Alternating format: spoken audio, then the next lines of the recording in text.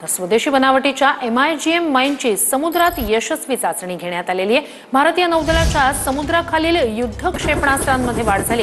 DRDO आणि नौदलाकडून multi influence ground माइनची यशस्वी चाचणी करण्यात आली आहे।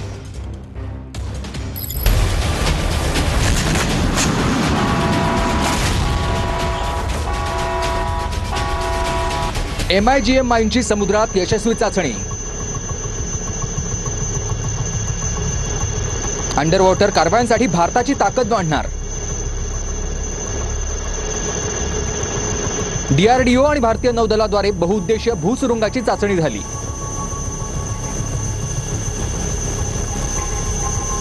MIGM मध्ये ध्वनिक, चुंबकीय आणि दबाव संवेदक आहेत। शत्रूच्या जहाजांचा शोध घेऊन त्यांना नष्ट करण्यासाठी सक्षम आहे। MIGM गुप्त जहाज पाणबुड्यांचा सामना करण्यासाठी डिझाइन केलाय।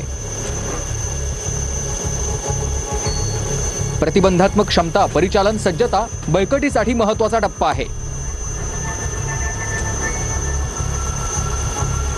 पुण्याच्या हाय एनर्जी मटेरियल रिसर्च लॅबोरेटरीचा सहभाग आहे।